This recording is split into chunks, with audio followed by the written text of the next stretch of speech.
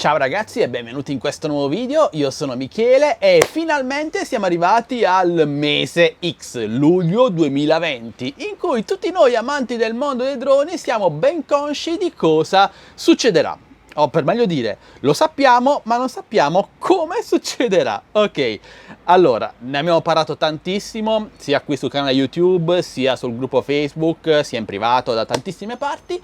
Da luglio 2020 diventa obbligatorio, oltre all'assicurazione, che vabbè, era obbligatoria già da quasi un anno, per inciso, io sono assicurato con Dronezine e pago poco meno di 40 euro annui, l'assicurazione è al pilota, quindi la pagate solo su di voi, mentre da questo mese è obbligatorio anche lui, il patentino online per gli amici, ma più tecnicamente l'attestato di pilota di APR, operazioni non critiche. Fino ad oggi è sempre stato facoltativo, mentre da questo mese diventa obbligatorio se vogliamo volare legalmente in Italia e in Europa, in quanto ha anche valenza europea. Il patentino si rivolge a tutti i droni di peso superiore ai 250 grammi. Se invece il vostro drone pesa meno di 250 grammi, non è obbligatorio e non serve. Invece l'assicurazione va fatta per qualsiasi drone di qualsiasi peso. Ma torniamo ora al patentino, perché ci sono un paio di dettagli che vorrei comunicarvi, un paio di aggiornamenti. Come sapete, fino ad oggi potevamo provare più volte e pagare solo una volta conseguito il patentino e scaricato, ok? Invece da questo mese è obbligatorio pagare sempre 31 euro, compresi arrotondamenti vari, prima dei test, prima di provare a prendere il patentino. Ora io non ho modo di verificare quanti siano le prove messe a disposizione una volta pagati i 31 euro, ma alcuni di voi mi hanno comunicato, ora non so se è la notizia corretta, ma mi fido di voi, che vengono fornite 4 prove d'esame dopo il pagamento dei 31 euro per prendere questo patentino. Una volta fallite le 4 prove, penso che si debba pagare nuovamente i 31 euro. Potrei sbagliarmi, ma da quello che mi avete detto dovrebbe essere così. Se sbaglio, ovviamente, correggetemi ragazzi. Quindi, se ora volete prendere il patentino, pagate i 31 euro subito e provate a prenderlo. Ovviamente non pensiate che sia migliorata la situazione delle domande scritte male, risposte formattate peggio, sito che crasha improvvisamente vi dà la risposta, cioè l'esame sbagliato, l'esame fallito. Spero che sia migliorato un po', ma purtroppo la situazione è sempre abbastanza tragica sotto questo aspetto. Se dovesse capitarvi di avere degli esami falliti non per colpa vostra, magari il sito si impalla, crasha la connessione o qualsiasi altra cosa, provate a inviare un'email a ENAC e sperate che vi ascoltino.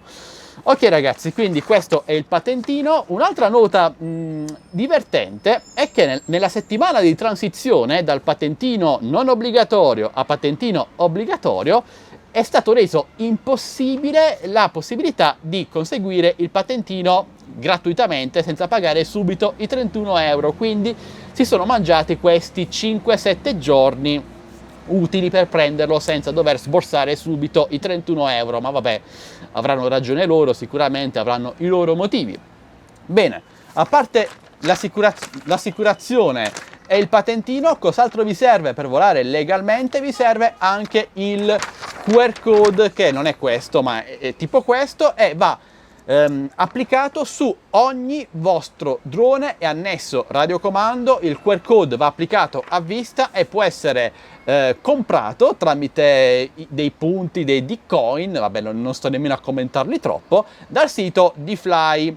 E a me questa sembra davvero una stronzata ragazzi. Ora, io non ho ancora realizzato nessun QR code per nessun mio drone, perché trovo davvero ingiusto o incredibile che inizialmente il QR code sarebbe dovuto essere obbligatorio solo verso il pilota, quindi un solo QR code al pilota come per l'assicurazione e stai a posto. Invece sembra essere stata modificata sta cosa in Italia per rendere il QR code solo per il drone e non per il pilota, quindi dovremo comprare un QR code per ogni nostro singolo drone e a me questa cosa mi fa davvero un po' arrabbiare. Il QR code lo comprate, lo scaricate e lo stampate incollandolo sul drone e anche sul radiocomando a vista, ve lo ripeto, non potete incollarlo sotto la batteria ad esempio.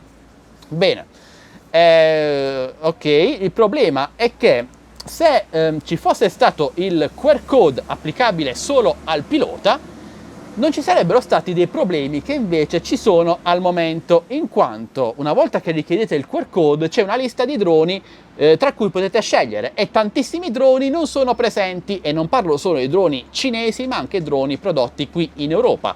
Questo significa che non riuscireste a stampare il QR code per il vostro drone specifico e capite voi che è un bel problema. Anche se volete volare legalmente non potete farlo proprio per queste limitazioni fino a quando le loro liste non verranno aggiornate.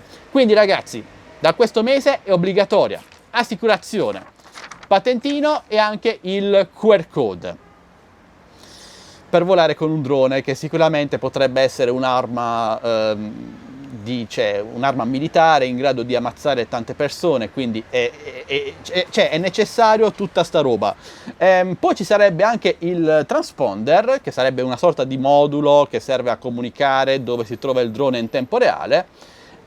Fortunatamente però sembrerebbe che ENAC ci abbia ripensato sul transponder e la settimana prossima dovrebbe comunicare, se i rumors sono reali, che verrà rimandata la sua entrata in vigore al nuovo anno o comunque a data da destinarsi. Questa è una piccola notizia positiva. Ok, penso di avervi detto tutto amici.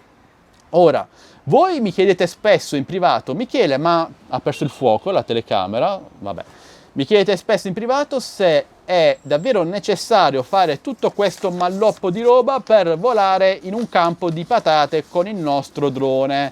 Ovviamente io non posso dirvi che non dovete farlo perché andrei contro la legge, però capite bene che se voi volate in una zona isolata senza nessuna persona in giro, nessuno potrà venirvi a chiedere assicurazione, cioè patente e libretto, va, diciamo così. Quindi cercate sempre di volare con la testa, che è la cosa più importante. Viene sempre prima la testa rispetto che tutta questa roba.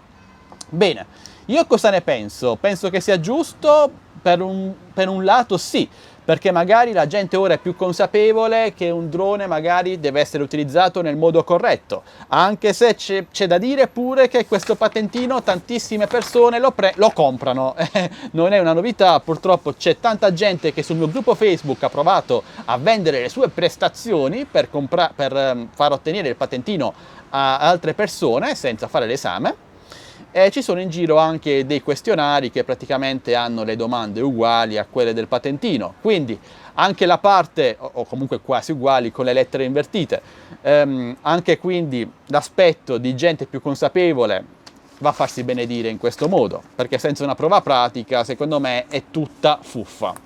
L'assicurazione invece può essere utile per tutelarvi da possibili danni, invece il QR code non lo commento neanche. Quindi amici, che dire in conclusione? Io vi ho informato come dovevo fare appunto per rendervi informati su quella che è la situazione attuale, una situazione molto ingarbugliata. Voi cosa ne pensate?